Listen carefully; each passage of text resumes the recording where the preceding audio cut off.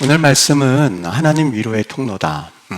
하나님 위로의 통로, 그리고 좀 소제목으로는 우리 영적 침체가 있을 때에 라고 하는 제목을 가지고 여러분과 은혜를 나누고자 합니다. 하나님이 처음 세상을 창조하실 때에 이 세상을 창조하시고 마지막 날에 우리 인간을 창조하셨죠.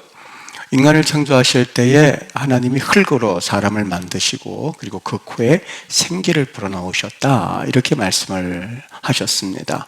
그 말씀을 통해서 우리가 알 수 있는 것이 있다면 우리는 두 가지로 구성이 되어 있는데, 하나는 육체, 흙으로 만들어진 육체와 그리고 우리 영혼이 있구나 하는 것을 미루어서 우리는 우리가 어떤 존재구나 하는 것을 알 수가 있습니다.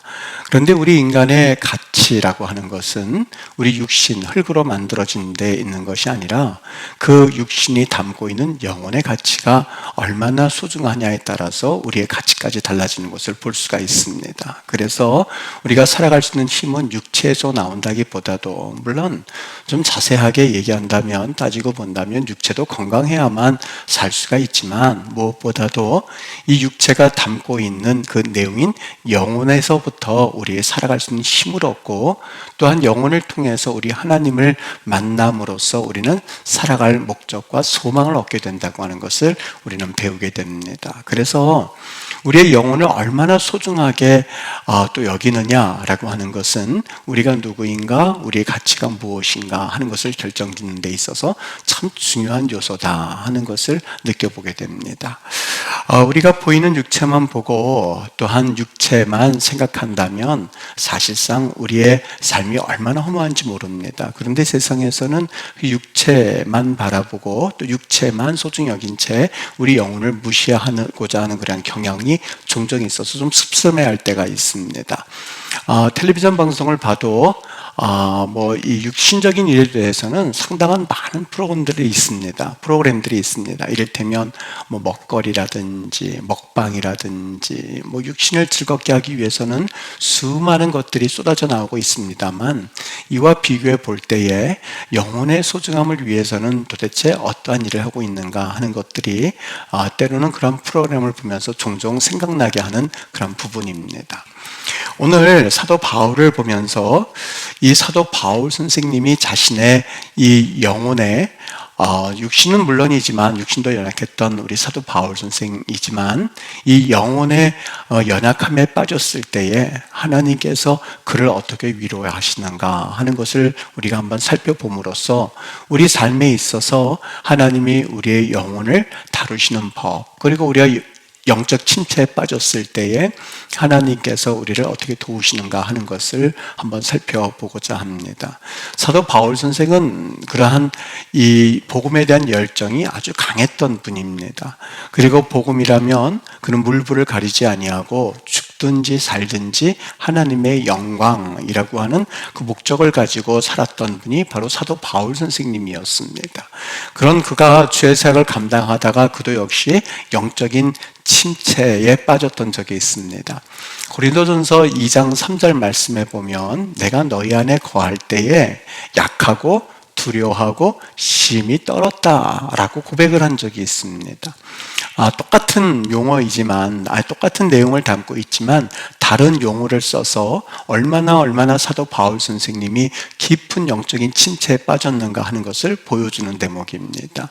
내가 너희 안에 거할 때에, 고린도에 있을 때에 심히 약하고 두려워하고 심히 떨었다라고 하면서 그가 의기소침했었고 그리고 영적인 깊은 침체에 빠졌구나 하는 것을 알게 하는 대목이 바로 그 내용 안에 담겨져 있지요.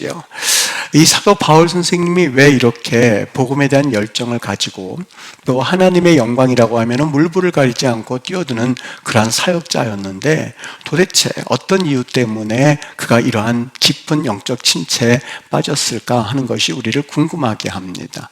여기에는 몇 가지 요소가 있습니다. 그 몇 가지 요소를 좀 한번 살펴본다면, 첫 번째, 그는 이 복음 사역을 열심히 진행해 나갈 때에 수많은 핍박과 환난과 어려움을 당해서 그의 육신이 지칠 대로 지치고 그의 영혼이 피폐해졌음을 볼 수가 있습니다. 하나님이 하나님이 마게도냐로 가서 복음을 전하라고 하는 그 소망을 환상 가운데 마게도냐인이 손을 그에게 향하여서 오라고 하는 손짓을 그가 보면서 그는 마게도냐로 향했죠. 첫 번째 그가 다다랐던 도시가 바로 빌립보라고 하는 도시였습니다. 근데 그곳에 가서 봤더니 어느 귀신 들린 여종이 있는 것을 보고 사도 바울 선생님 일행이 그 귀신을 쫓아냈습니다. 그때에 그 여종을 통해서 돈을 벌던 그 주인들이 자기 여종이 더 이상 그 귀신이 빠져나가서 자기들에게 돈벌이가 되지 않는다는 것을 알고는 이 바울 일행을 고소를 합니다. 그래서 옥에 쳐넣고 착고에 발을 채우고 그러한 핍박을 가했습니다. 그러한 일이 있은 이후에 그는 하나님께서 옥문을 흔드는 그런 기적을 통해서 나오긴 했습니다만은 그 다음 장소로 이동했었던 데살로니카라고 하는 장소에서 열심히 복음을 전했습니다만 역시 그곳에서도 그는 핍박을 받게 됩니다. 유대인들이 시기가 나서 이 사도 바울 선생에게 대하여서 어떻게 해서든지 간에 그 복음을 전하지 못하게 하고자 이 폭력배들을 동원하여서 그래서 그 사도 바울 선생을 내쫓으려고 했기 때문입니다. 여러분 생각해 보십시오. 내가 복음을 전하는데 누군가 이 칼을 들고 자기를 죽이려고 했을 때 얼마나 살벌했겠습니까? 거기서 더 이상 복음을 전하지 못하고 3주 만에 거기에서 빠져나와서 그 다음 도시인 베레아로 가게 되었죠.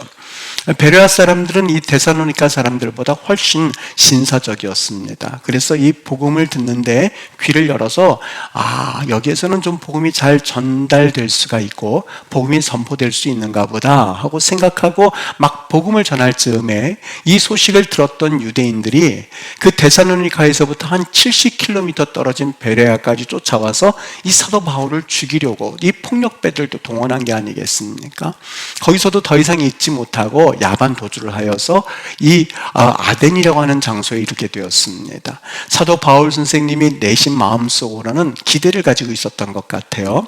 이 아덴이라고 하는 장소는 로마 제국의 로마는 정치적으로 경제적으로 중심지이긴 했습니다만 이 아덴이라고 하는 장소는 지식층의 도시였었고 지식인들이 많이 모이는 도시였습니다. 아마 우리나라 대덕연구단지에 가서 보면 수많은 지식인들이 그곳에서 직장생활도 하고 연구소 생활을 하는 것처럼 그곳에 도착했던 사도 바울 선생이 마음속으로는 하나님이 나를 이곳에서 이 지식인들에게 복음을 전하여서 그 복음이 전 세계로 뻗어나가게 하는 그러한 통로로 사용하시려나 보다 하는 기대를 가지고 복음을 전했는데 이게 웬일입니까? 그는 나름대로는 지금까지는 성령에 충만하여서 그래서 성령을 의지해서 복음을 전했습니다만 그 지식층이 있는 곳에서는 그래도 어느 정도 그가 지식을 잘 사용하여서 복음을 전하면 될 줄 알았었던 것이죠. 수사학을 동원하고 그리고 변증법을 사용해서 설교를 잘 만들어서 그렇게 복음을 전했습니다만 열매가 나타나지 않는 거였었어요. 그래서 그가 깨달은 것이 있습니다. 내가 복음을 전할 때에 말의 지혜로 하지 아니하고 이제는 성령의 충만함으로 복음을 전하겠다고 하는 그 결심을 그 아덴에서 있었던 그 복음 실패를 그 염두에 두고 그런 말씀을 했던 것을 알 수가 있죠. 이러한 여러 가지 핍박을 당하고 고난을 당하고 그리고 어려움을 당하고 그리고 복음을 열심히 전했습니다만 복음의 열매가 없는 것을 보고 그는 너무 시리에 빠지고 의기소침하게 되었고 영적인 탈진이 오게 되었던 것입니다. 이뿐만이 아닙니다. 그 당시에 초대교회 성도들은 아직 믿음이 약하고 그리고 교회에 대한 이러한 전통과 그리고 교회의 질서를 그들은 아직 잡아놓지 않았던 관계로 이 사도 바울 선생님과 어떤 관계를 가져야 될지 전혀 몰랐습니다. 그래서 사도 바울 선생은 그들에게 부담을 주지 않게 하기 위해서 낮에는 직업을 가지고 천막 짓는 일을 했죠. 천막 깁는 일을 했죠. 그렇게 자기의 이 생업의 수단으로서 천막을 짓는 일을 하게 되었고 그리고 그는 밤에는 또 복음을 전하는 두 가지 일을 같이 하게 되었습니다. 그 일을 같이 하다 보니까 경제적으로 그렇게 풍요로울 리가 없겠죠. 너무너무 경제적으로 어려웠다 보니까 여러분, 그 사도 바울 선생은 자기도 모르게 의기소침하게 되고 여러 가지 이 영적 탈진 오게 되는 원인이 되었었던 겁니다. 이뿐만이 아닙니다. 그는 하나님께서 그의 복음 사역을 할 때에 그냥 혼자 감당하게 하시지 않았습니다. 하나님은 복음 사역을 감당할 때 꼭 거기에 하나님의 걸맞는 사람들을 붙여주시기 마련이거든요. 그가 2차 전도여행을 할 때에 누가와 헤어지면서 누구와 함께 2차 전도여행을 시작하게 되었냐면 우리가 잘 알고 있는 신라와 복음 사역을 같이 하도록 하나님께서 그를 붙여주셨습니다. 이뿐만이 아니라 그 루스드라, 그가 1차 전도여행 때는 그 루스드라에서 돌에 맞아 죽을 뻔했었는데 참 신기하죠. 하나님의 역사가 너무너무 놀랍죠. 그쪽은 이 얼굴도 돌려서 보고 싶지 않을 만큼 자기가 죽을 뻔한 그런 아주 어려운 일을 당했던 도시였는데 2차 전도여행 때는 그 루스드라에서 누구를 만나냐면 자기가 아들처럼 사랑했었던 이 동역자 디모데를 거기에서 만나게 됩니다. 그리고 그 또한 그가 누구를 만나게 되면 누가라고 하는 그 의사 선생님을 만나게 되는데 이 누가야말로 모든 사람들이 다 바울을 떠난 마지막 순간까지 이 사도 바울 곁에서 그의 건강을 지켜주었던 충실한 이 성도였었죠. 누가를 만나서 그가 복음 사역을 시작하게 되는데 이 바울 일행이라고 했었을 때에 이 실라와 디모데와 이 누가라고 하는 그 복음 사역자들이 같이 한 팀을 꾸려서 복음 사역을 진행하게 되었거든요. 그런데 지금 고린도에 대해서 내가 심히 약하고 두려워 떨었다라고 말할 때에 그 글을 쓸 때는 이 사람들이 옆에 있지를 않았습니다. 왜냐하면 데살로니카에서 고린도로 도망쳐 올 때에 그리고 베레아에서 도망쳐 올 때에 이 폭력배들을 쫓겨서 도망쳐 올 때에 항상 이 사도 바울 선생의 이 복음 사역의 특징이 있다면 사람을 세우는 역할이었습니다. 그곳에 이 교회를 만들어서 그래서 거기 사람을 세워놓고 그 다음 장소로 옮겨가고 또 사람을 세워놓고 그 다음 장소로 옮겨가면서 이 교회를 잘 섬길 수 있도록 그렇게 배려를 했는데 급히 도망 나오는 바람에 사람을 세울 기회가 없었던 거예요. 그래서 자신과 함께 복음 사역을 담당하던 디모데와 실라를 그곳에 남겨두고 누가를 남겨두고 자기 혼자서 이 고린도로 오게 되었던 것이죠. 여러분, 고린도 낯선 도시이기도 했습니다만 이 고린도에서 바울이 얼마나 그가 힘이 들었는지 우리가 짐작해 볼 수 있는데 고린도는 우리가 잘 알고 있는 것처럼 항구 도시입니다. 항구 도시의 특징이 있다면 모든 선원들이 그 바다에서 몇 개월 동안 있다가 육지 땅을 몇 개월 만에 밟는 그러한 도시가 바로 고린도였습니다. 물론 그들이 돈을 쓰기 때문에 경제적으로는 풍요로운 도시이긴 했습니다만 그 도시는 성문화가 발달되었던 곳이었습니다. 아주 영적으로 지저분하고 그리고 힘든 도시였습니다. 몇몇 목사님들이 오셔서 호텔에 묵으실 때가 있습니다. 그런데 들려오는 이야기에 보면 목사님 너무너무 힘듭니다. 왜 그런가 하고 이렇게 주변을 봤더니 거기 우상을 섬기는 장소를 따로 만들어 놔서 사찰 같은 걸 만들어 놓았습니다. 영적으로 너무 힘들었습니다 하는 이야기를 가끔가다 듣습니다. 아마 영적으로 민감하신 분들은 좀 뭔가 퇴폐적인 도시에 가서 하룻밤을 묵는 것에 있어서 굉장히 불편해합니다. 그리고 어떤 우상 숭배가 아주 창궐한 도시에 가서 하룻밤을 지내는 것에 대해서 영적인 압박감, 부담감을 느낄 때가 종종 있거든요. 이 사도 바울 선생이 그랬습니다. 고린도라고 하는 그러한 도시에 가서 그래서 자기 혼자서 지금 자기의 동역자들은 모두 베레아와 데살로니카에 다 떨고 놓고 그리고 혼자 와서 지금 이 복음을 전하기 위해서 준비하고 있는데 거기에다 그 도시는 사람들이 우상 숭배가 들끓고 성문화가 발달되어서 도저히 영적으로는 맞지 않는 그 장소에서 사도 바울 선생이 얼마나 힘이 들었겠습니까?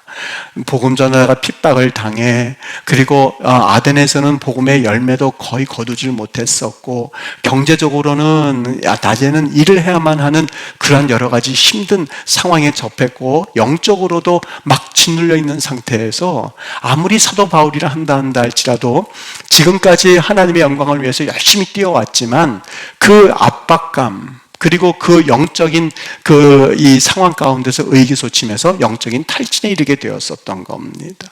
여러분, 우리 하나님께서 우리에게 오늘 이 말씀을 우리에게 주신 이유는 우리도 이 말씀을 통해서 하나님이 사도 바울 선생을 어떻게 일으키는가 하는 것을 살펴봄으로써 우리도 역시 그러한 은혜를 우리가 사모하고 또한 그러한 은혜를 하나님께서 주신다는 것을 기대하게 하기 위함입니다. 코로나가 시작된 지 벌써 2년이 넘어서 3년째로 접어들고 있습니다. 그때만 했었어도 몇 달 좀 이렇게 버티면 되겠지라고 생각을 했는데 지금 3년째 접어드는데도 사실 어떻게 이거를 해결해야 될지 나아질 기미조차 그 어떻게 해결할 수 있는 출구조차 보이지 않는 그러한 상황에 우리가 접어들고 있죠. 말은 하고 있지 않아도 이 소상공인들의 고통이라고 하는 것은 이루 말할 수가 없고, 그리고 각 가정들마다 처음에는 어떻게 견뎌볼 수 있을까라고 생각을 했지만 자녀들이 학교를 가지 못하고 또 여러 가지 상황으로 인해서 조금만 스트레스가 쌓여서 이게 폭발이라도 하면 가정이 시끌시끌한 그런 상황에 처해 있습니다. 신앙생활을 하기는 하지만 그 기도의 응답이 얼른 와서 내 신앙생활에 도움을 줄 수 있는 그런 상황에 처한 것도 아니고, 경제적으로 힘이 들고, 그리고 사실 어떻게 이 시기를 넘어가야 될지 우리도 알지 못하는 그런 상황에 처해 있을 때 우리는 어떻게 해야만 할까? 여러분, 성경에 보면 그러한 상황에 접했었던 선지자들도 꽤 있었음을 알 수가 있습니다. 엘리야도 그랬습니다. 엘리야도 처음에는 850명이나 되는 그런 수많은 이방 선지자들과 싸우고 담대하게 목소리를 높이면서 하나님이 진짜 하나님이면 하나님께 서고, 그리고 저 바알신이 진짜 하나님이면 바알 앞에 서라라고 말할 만큼 쩌렁쩌렁 목소리를 높이면서 그 하나님의 사역을 감당했었던 엘리야도 이세벨이 내일 오전 이맘때쯤면 내가 너를 죽이겠다라고 하는 그 말에 두려워 떠서 도망감으로써 하나님 앞에 누워서 하나님 내 목숨을 취해가소서 내가 죽기를 원합니다라고 말할 만큼 그도 영적인 그런 탈진에 빠져 있었던 적이 있었거든요. 여러분, 우리 이럴 때 어떻게 해야만 할까? 신앙의 길을 잘 걸어가고 있다고 나름대로는 생각하는데 영적인 의기소침에 빠져 있고 탈진에 빠져서 도저히 어떻게 하지 못할 때에 우리는 어떻게 살아가만 할까 하는 것이 오늘 우리가 던져야 될 질문일 것입니다. 영적 탈진이 오면 어떤 현상이 생기냐면 다음 한 10가지 정도를 적었는데 다음과 같은 현상이 생기게 됩니다. 한번 보여주시죠. 첫 번째는 우리 삶의 생기가 사라지게 됩니다. 생기가 사라지고, 두 번째는 기도함에도 불구하고 영적으로 답답함을 느끼게 됩니다. 내가 항상 기도를 안 하는 것도 아닌데 기도한다고 해서 시원하게 어떤 해소가 되는 것도 아니고 마치 이 더운 여름날 땀을 흘리고 그냥 앉아있는 것처럼 답답함을 느끼게 됩니다. 세 번째는 영적으로 무기력하게 되거든요. 네 번째는 하나님의 말씀을 들어도 그 말씀에 감동이 없습니다. 읽어도 감동이 없고 하나님 말씀에 들어도 감동이 없습니다. 무슨 현상이냐? 영적인 침체에 빠져 있고 영적 탈진 상태에 있기 때문에 그렇습니다. 또 과거에는 하나님의 일을 할 때 기쁨이 있고 감사가 넘쳤는데 하나님의 일을 해도 기쁨이 없습니다. 무슨 이유일까? 영적인 침체에 들어가 있기 때문에 그렇습니다. 얼른 일어서야만 하고 그 시기를 겪어 나가야만 하는데 만일 그 시기를 우리가 알아채지 못하고 그냥 그것이 일상이 된다면 그때부터 신앙은 퇴보하기 시작합니다. 그리고 다른 것에 관심을 가지기 시작하는데 그 관심 가운데 하나가 바로 물질입니다. 좀 이따 나올 텐데, 여섯 번째는 상처를 잘 잊는다. 예전에는 내가 무슨 이야기를 들어도 하나님의 영광을 위해서 하면서 으쌰으쌰 되면서 신앙생활을 잘했는데 지금은 조금만 누가 뭐라고 그래도 상처를 금방금방 입는 것, 그것은 다른 데 있지 않습니다. 영적인 탈진이 왔는데 우리가 그것을 알지 못하기 때문에 그렇습니다.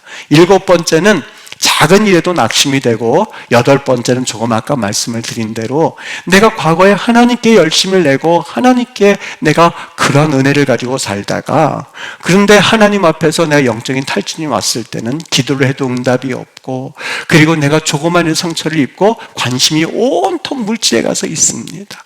물질이 없으면 살지 못하는 것은 사실입니다만 과도하게 거기에 욕심을 내고 탐욕을 부리고 있는 내 자신을 보면 여러분, 그것은 영적인 탈진이 왔기 때문에 그렇습니다.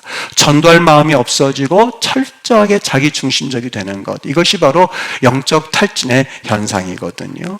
여러분, 이럴 때는 어떻게 해야만 할 것인가? 나는 혹시 지금 10가지를 여러분에게 제시해 주었는데 이 10가지 현상을 보면서 나는 과연 내 신앙생활이 건강한 것인가? 아니면 나도 역시 영적인 그런 탈진에 빠져 있는 상태인가 하는 것을 우리는 한번 점검해 보실 수 있어야만 합니다. 사도 바울이 그랬습니다. 고린도 교회에 편지를 보낼 때에 내가 약하고 두려워하고 심히 떨었다라고 여길 만큼 사실 과거에 그가 언제 사도 바울 선생이 그러한 복음에 대한 열정을 가졌느냐라고 하는 그런 생각을 다 잊어버리게 할 만큼 그것은 과거의 일이 되고야 말았습니다. 우리 흔히 말하죠. 내가 왕년에는, 이런 말을 쓰는데 그것도 그에게는 왕년에는 과거의 일이 되고야 말았습니다. 그리고 그의 삶이 조금씩 피폐해지기 시작했습니다. 10가지 말씀드렸습니다만 사도 바울 선생이 어디에 해당되었는지 구체적으로 알 수는 없지만 그는 약하고 두려워하고 심히 떨렸다라고 한 것을 보면 사람을 올바로 대하지도 못하고 그는 두려워하면서 있었던 시간이 그에게도 있었던 것 같습니다. 그런데 하나님께서 그를 찾아가셔서 위로하기 시작하셨는데 그 내용이 오늘 본문의 내용입니다. 하나님 참 신기하죠.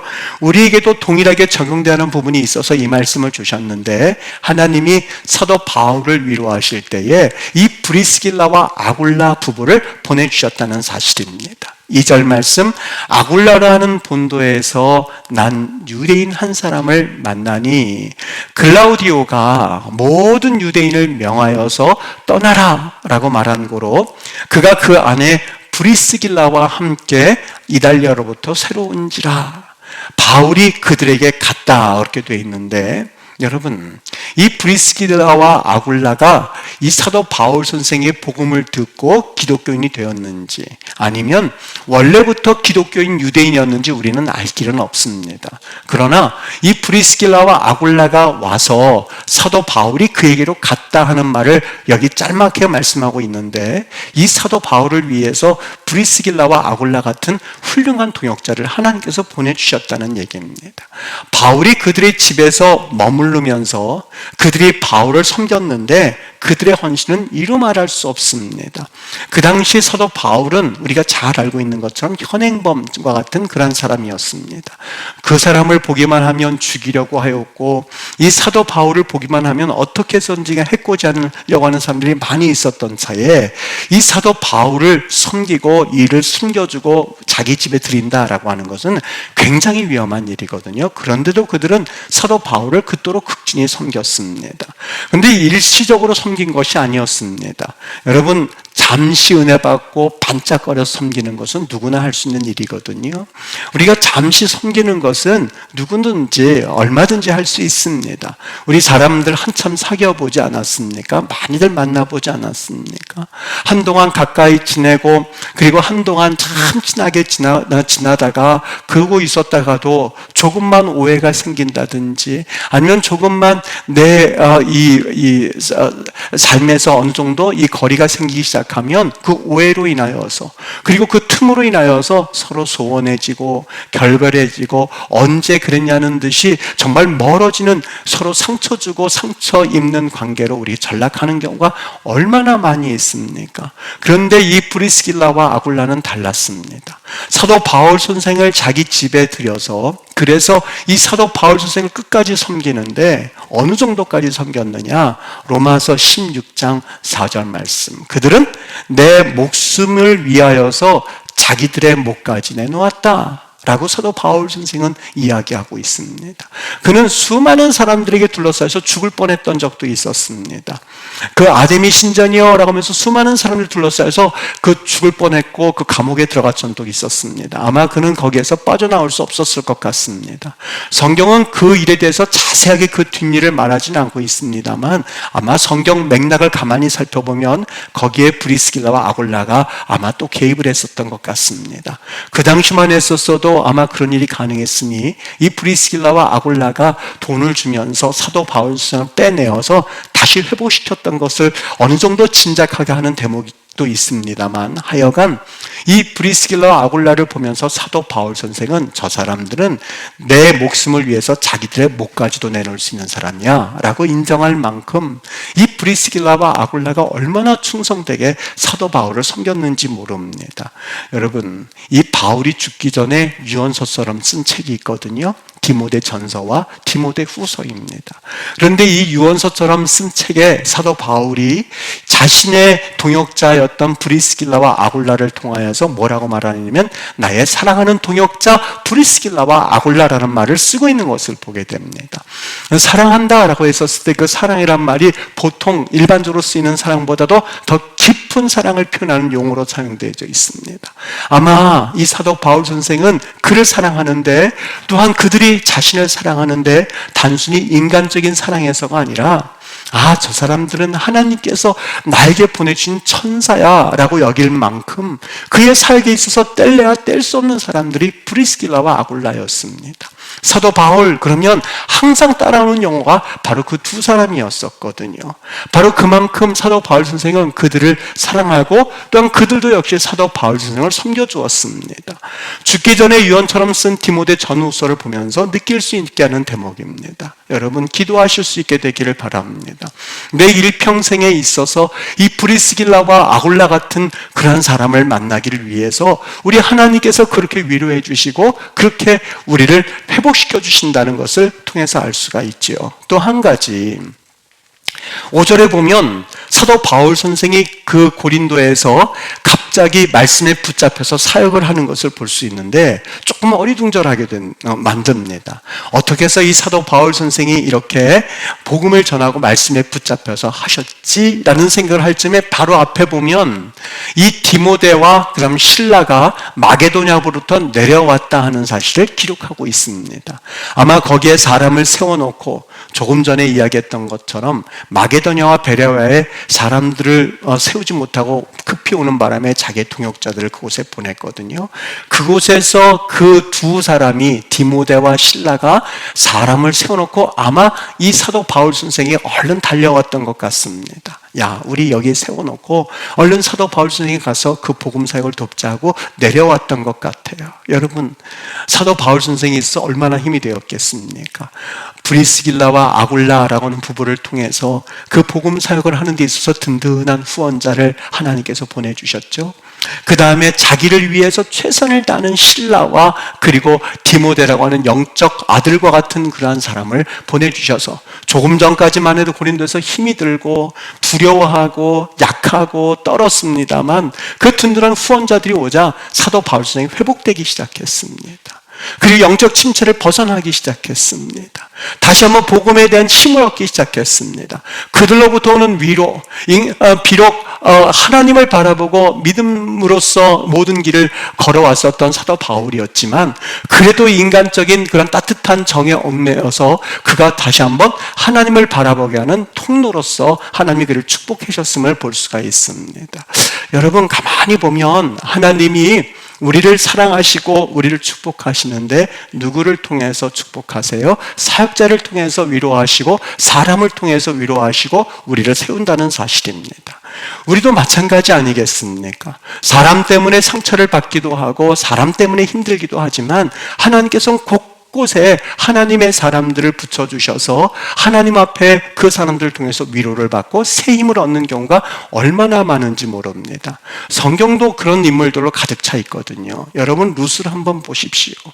룻이 이방 여인으로서 남편이 죽고 자기 시어머니만 남았습니다. 얼굴을 쳐들고 다닐 수 없을 지경에 이르렀던 것이지요. 도저히 그가 창피해서 나가지 못할 즈음에 그래도 시어머니가 이제 다시 자기의 땅 이스라엘로 돌아간다는 이야기를 듣고 룻도 따라 나섰습니다. 어머니의 하나님이 내 하나님이 될 것이고 어머니의 백성이 내 백성이 될 것입니다 라고 하면서 시어머니를 쫓아갔습니다. 어디에서 위로받을 구석 하나 없습니다. 그 당시 여인이라고 하는 것은, 과부라고 하는 것은 경제적인 힘이 전혀 없었음을 뜻하고 있었거든요. 하나님께서 시어머니를 따라서 어머니의 하나님이 내 하나님이 되고 어머니의 백성이 내 백성이 되었으면 좋겠다라고 말하는 룻을 하나님이 위로하기를 시작했습니다. 하나님이 사랑하시려 작정하셨습니다. 어떻게 위로하셨어요? 하나님이 보아스를 통해서 그를 축복하십니다. 보아스를 통해서 모든 떨어진 곡식을 더 주어서 그를 위로하기 시작했고, 더 나아가서는 그를 아내 삼게 했습니다. 그 지방에 있어서 유력한 자라고 되어 있었는데, 유력한 자라고 하는 것은 경제적인 능력이 있는 것뿐만이 아니라 하나님 보시기에도 참 아름다운 영적인 흐름을 가지고 있었던 사람이었는데, 보아스를 보내주심으로써 룻을 아내로 맞아들이게 되었던 것이죠.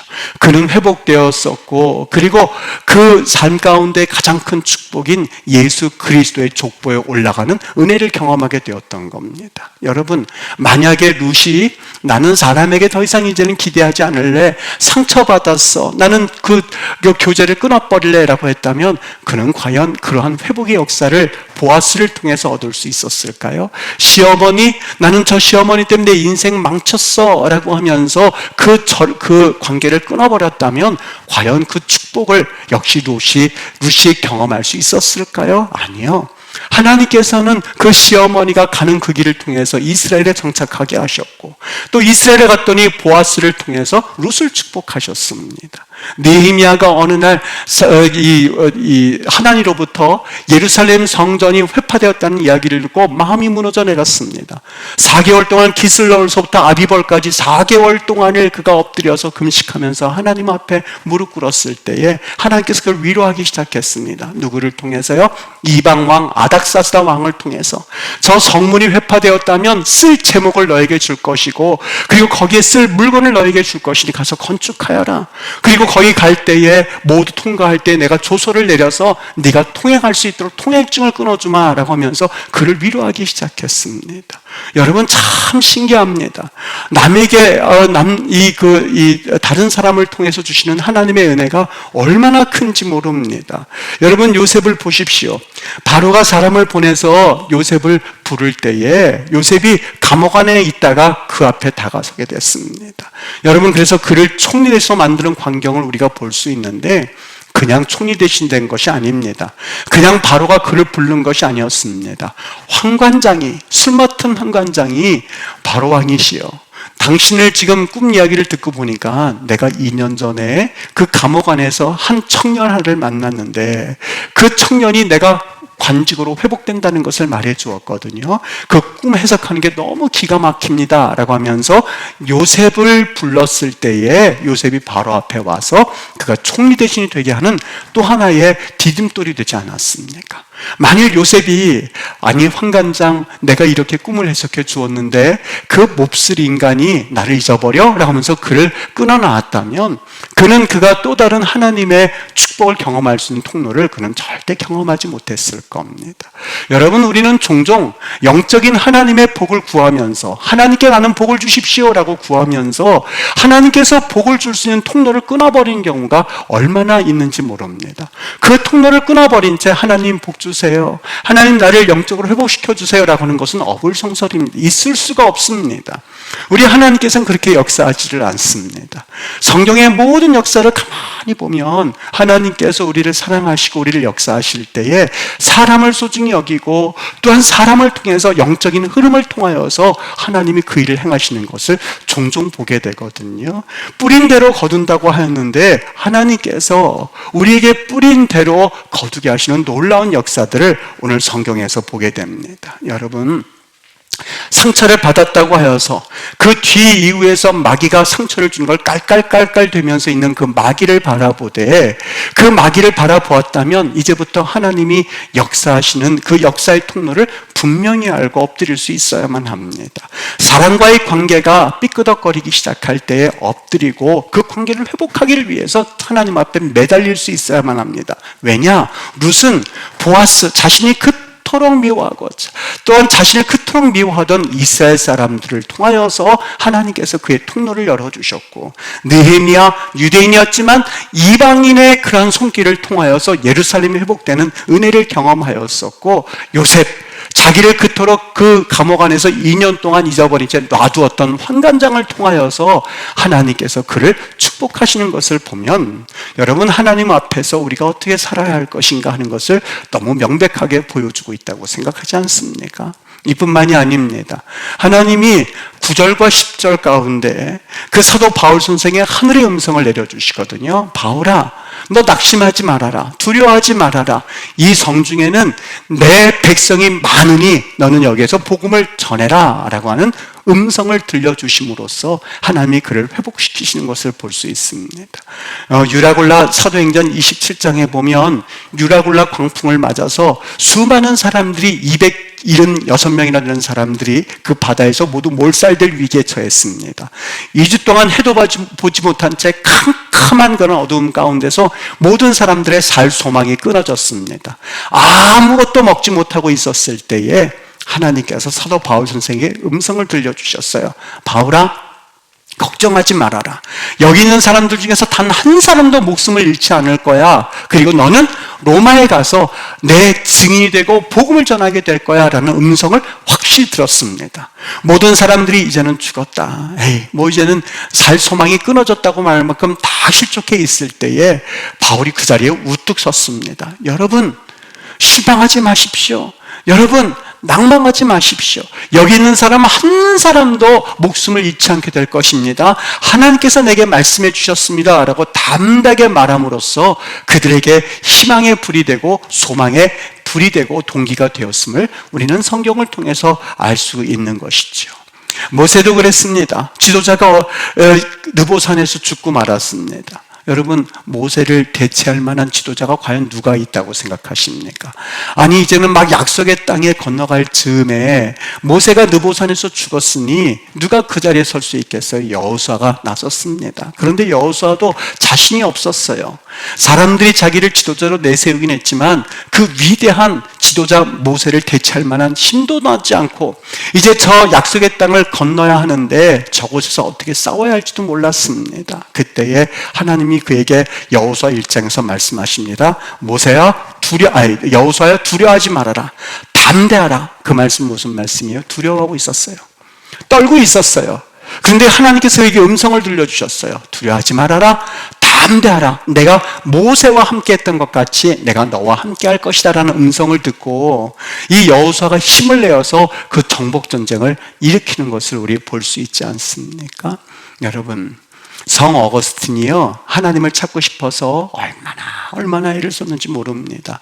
그 이단 종교, 사교 집단 마니교회까지 들어가서 그가 이 하나님을 찾겠다고 그 빠진 적도 있었는데 나중에는 회복되어서 인격적으로 하나님을 만나고 나서 회심하고 그 고백록을 썼지요. 회고록을 썼죠. 참 유명한 책인데 그가 여기 보니 뭐라고 써져 있냐면, 내가 이곳저곳에서 주님을 찾았는데 눈을 뜨고 보니까 주님은 언제나 나와 함께 하셨다. 그렇게 고백을 하고 있습니다.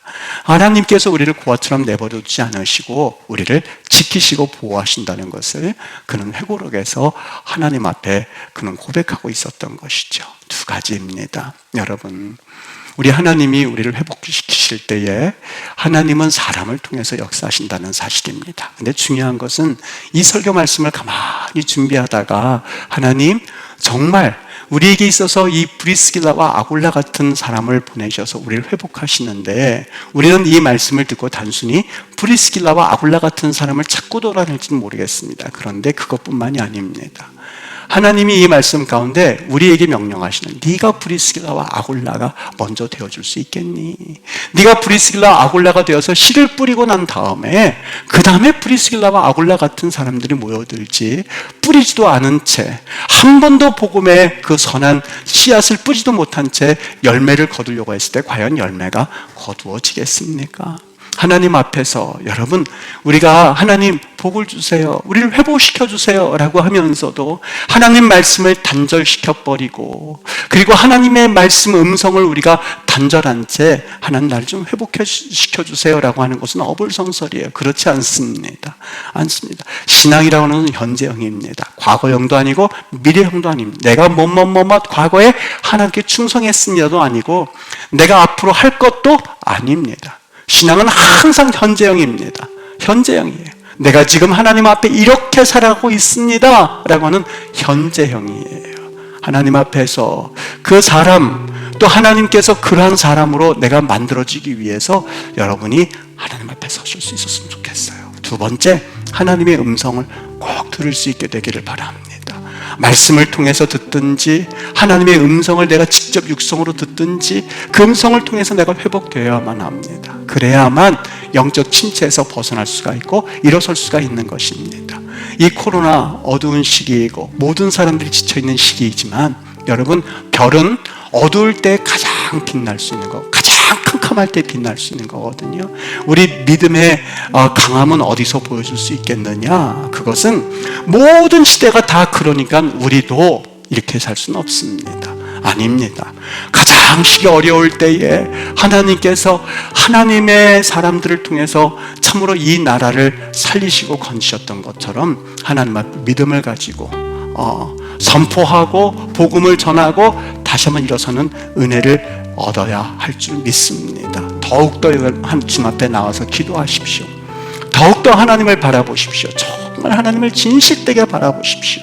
우리 하나님은 살아계신 하나님입니다. 그냥 마치 죽어있는 신처럼 슬쩍 우리가 섬기는 척, 우리가 슬쩍 하나님을 믿는 척 해서는 그 하나님을 기쁘게 드릴 수가 없습니다. 하나님을 만나십시오. 인격적으로 만나시고 그 하나님을 섬김으로써 우리 하나님이 주시는 복을 경험하여서 이 어두운 코로나 시기를 잘 승리하여서 나중에 이 시기를 바라볼 때 하나님이 함께 하셨다고 하는 고백을 가지고 살아가는 그런 믿음의 우리 성도들 되시기를 예수님의 이름으로 축복합니다. 우리 한번 기도하겠습니다. 여러분, 기도할 때에 정말 우리 하나님이 우리에게 들려주시고자 하는 그 세미한 음성을 한번 들어보셨으면 좋겠습니다. 목사님, 정말 하나님 음성 들립니까? 정말입니다. 하나님은 살아계신 하나님이 왜 그렇게 하나님 믿지 못해드리는지 모르겠어요. 하나님은 은근히 무시하는지 모르겠어요. 하나님 믿어드리십시오. 하나님 믿으십시오. 하나님을 최대한 믿어드리십시오. 신뢰하십시오. 그리고 기도하십시오.